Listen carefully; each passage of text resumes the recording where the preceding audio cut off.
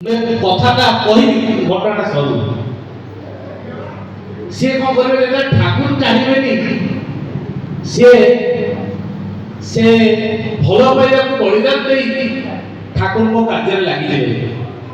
ୟା ଭିତରେ ଅନେକ ସମୟ ବିତି ଯାଇଛି। ଦିନକର କଥା ସେ ଶିଆଲଦା ଷ୍ଟେସନରୁ ଫେରୁଛନ୍ତି ଆଶ୍ରମ ଅଭିମୁଖେ। ହଠାତ୍ ଦେଖିବେ ଷ୍ଟେସନରେ କେହି ଜଣେ ଆମ ନାଁ ଧରିକି ଡାକୁଛି। से जेतेबेले पछक बोलिक जाइबे कि गोटे चिन्हा लोकर पार्टी से देखिबे ये तो सही मोर पूर्वतन प्रेमिका जहार नाम होची मीनू सी डाकुची से दौड़ दौड़ के आगे पाखु आसीची बेस कोन ना तार पाखरे गोटे छुआ विधवा बेस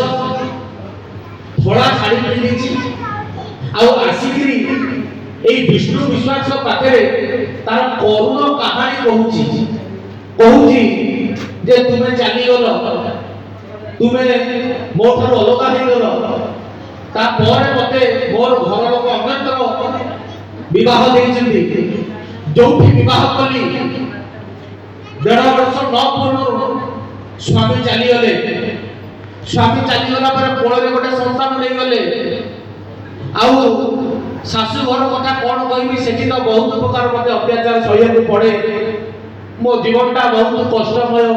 बहुत दुखर अतिबाहित होची एई जो करुण कहानी से विष्णु विश्वास आगे प्रकाश करिसथि।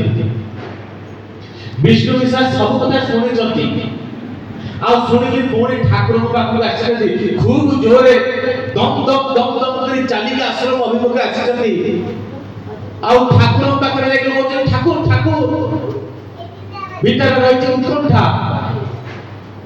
ठाकुर को पाखे ले बोलते ठाकुर आज मु मीनू को देखिली ठाकुर बोलते हां सत्य कौन देखिली कह तो ना ठाकुर ए जे मीनू मते सियालदा स्टेशन देखाला डाकिला पछुरु आउ से विवाह कर सारिछि विवाह करके तार स्वामी चली जाइछि से वैधव्य जगत भीतर रहिछि तार कोळे गोटे संसार अछि बहुत असुविधा भीतर रहिछि आउ एठी कथा सब ठाकुर कहबे साला सेही पई तो परम पिता तो ता कपड़ारे तते रखिलेनी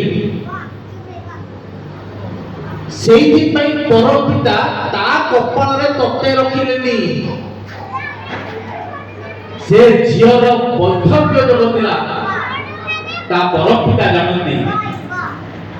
आ वैधव्य जगत जोनार थाए सेठी स्वामीर जा होबा कथा होबो ये जेतु परम पिता को जीवन में गुरु रूपे ग्रहण करछथि ताकर नीति भितर करछथि परम पिता ताको नजर रखिछथि आ नजर रखिकी ताकर आगंतुक विपदटा जोना रहिछि ताको चेतेई दिछथि आ खाली चेतेई नाथि ताको रक्षा ମଧ୍ୟ करछथि आ विष्णु विश्वास रक्षा पाई गले ए होउछथि परम पिता ठाकुरଙ୍କର ଜଗତରେ आपण दीक्षार कथा सुनिथिबे ठाकुर को जगत रे बहुत लोक आसी ताको जीवन अनुभूतिर कथा सुनिथिबे ठाकुर को पाखु को आसीथि ग्रेट मैजिशियन ना ताकर पीसी सरकार मैजिक रो माने जदी कुहाजो जादूगर मानकर श्रेष्ठ जादूगर जे थिले सेथिले पीसी सरकार हमर इंडिया ठाकुर बाबू जाइछथि ठाकुर सहित ताकर संबंध होइछि विभिन्न आलाप आलोचना होइछि से ठाकुर को गोटे कथा पचारि देले बोले ठाकुर को फोटो देखुछथि ठाकुर धोती टेकी दिछथि देह किछि नै खाली पैसा साधारण सहज भावरे एटा पुरुषोत्तमकर गोटे विशेष लक्षण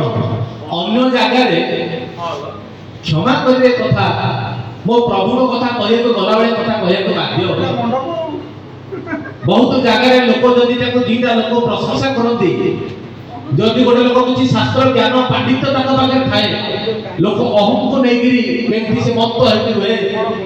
ता ना पछपटे एकाधिक श्री लागि जाए ताको लोक आसन करके बसंती लोक बिंची पकांती लोक गाड़ी मोटर नबानिया करନ୍ତି बहुत जिंस देखिया को मिले किंतु प्रभु परमेश्वर आडंबर विदे नथिले साधारण भावरे ए धोती जे पिधी अति शीत हेले से बहुत जोरे गोटे फतुआटे बिंदु देले ए लोक देखिते खाली देह बसिथिबे किछि प्राचुर्य नाही किछि नाही किछि लोक देखने किछि जिंस नाही সেই পিସି ସରକାର ବହୁତ ତାକୁ ମାର୍କ କରି ତାକୁ ପଚାରିଲେ ଆପଣ ଠାକୁର କି ଯାଦୁଟା ଜାଣିଛନ୍ତି କୁହନ୍ତୁ। ମତେ ଲୋକ ଯାଦୁକର କହୁଛନ୍ତି, କିନ୍ତୁ ଆପଣଙ୍କ ପାଖରେ ଗୋଟେ କିଛି ବିଶେଷ ଯାଦୁ ଅଛି ଯୋଉ ଯାଦୁ ବଳରେ ଏତେ ଏତେ ଲୋକମାନେ ସତ୍ସଙ୍ଗ ଆସୁଛନ୍ତି, ଏତେ ଏତେ ଲୋକମାନେ ଆପଣଙ୍କ ଅନ୍ତର ଭିତରେ ମାନିକି ଚଳୁଛନ୍ତି, ଏତେ ଏତେ ଲୋକମାନେ ତାଙ୍କ ସଂସାର ତ୍ୟାଗ କରିବା ପାଇଁ ପ୍ରସ୍ତୁତ, ତାଙ୍କ ଜୀବନ ତ୍ୟାଗ କରିବା ପାଇଁ ପ୍ରସ୍ତୁତ, କିନ୍ତୁ ଆପଣଙ୍କୁ ସେ ତ୍ୟାଗ କରିପାରିବେନି। ଆପଣ ପାଖରେ ସେ ଯାଦୁଟା କଣ? ଠାକୁର ତାକୁ କହିବେ ଆନନ୍ଦ ବଜାରରେ ଗୋଟେ ବ୍ୟକ୍ତିଙ୍କର ଠିକଣା ବତେଇକି କହିବେ ଯାଅ ସେଇ ଲୋକଠୁ ବୁଝି ନବ, ସେଇ ପ୍ରଶ୍ନଟା ପଚାରିବ, ସିଏ ତମକୁ କହିବ। ଇଏ ସେଠୁ ପଚାରି ଆସିବେ ଆନନ୍ଦ ବଜାର ଭିତରେ ପଚାରୁଛନ୍ତି, ତାଙ୍କୁ ଲୋକ ଦେଖେଇ ଦେବେ ସେଇ ବ୍ୟକ୍ତି। ସିଏ ଯୋଉ ବ୍ୟକ୍ତିଙ୍କ ପାଖକୁ ଦେଖିବେ ସେ ଦେଖିବେ ଜଣେ ଦାଢି ରଖିଛନ୍ତି, ବିରାଟ କାୟ ବିଶାଳ ଚେହେରା ଧରିଥିବା ଲୋକ, ସେ ଆନନ୍ଦ ବଜାରରେ ପ୍ରସାଦ ବିତରଣ କରୁଛନ୍ତି। ଇଏ ଯିବେ ତାଙ୍କ ପାଖକୁ କହିବେ ଆଜ୍ଞା ଆପଣଙ୍କ ନାଁଟା କଣ ଏଇଆ? ନା ହଁ। ନା ମୁଁ ଠାକୁରଙ୍କୁ ଗୋଟେ ପ୍ରଶ୍ନ ପଚାରିଲି, ଆଉ ଠାକୁର ମତେ ଆପଣଙ୍କ ଠିକଣା ଦେଇ କହିଲେ ଯେ ଆପଣଙ୍କ କଥା ବୁଝି ନେବା ପାଇଁ। ସେ ସେଠୁ ପଚାରିଲେ କହିଲେ କଣ ପ୍ରଶ୍ନ? ନା ମୁଁ ଠାକୁରଙ୍କୁ ପଚାରିଲି ଆପଣ କି ଯାଦୁ ଜାଣିଛନ୍ତି କୁହନ୍ତୁ, ଯୋଉ ଯାଦୁ ବଳରେ ଏତେ ଏତେ ଲୋକ ଆପଣଙ୍କୁ ଭଲ ପାଉଛନ୍ତି ଆଉ ଜୀବନରେ ମଣିକେନ୍ଦ୍ର କରିକି ଆପଣଙ୍କୁ ରଖିଛନ୍ତି। ସେତେବେଳେ ସେ ଭାଇ ଜଣକ ଗୋଟେ ହାତରେ ବାଲ୍ଟି ଧରିଥିବେ, ଗୋଟେ ହାତରେ ଟଙ୍କି ଧରିଥିବେ, ଦୂରକିରି ବାଲ୍ଟିଟାକୁ ପଚି ଦେଇ ଟଙ୍କିଟାକୁ ତା ଭିତରେ ପୁରେଇ ଦେଇ କହିବେ ଏ ହାତ ଦେଖୁଛ, ଏ ହାତ ଟିକେ ଭଲ କି ଦେଖ, ହାତ ଦିଟା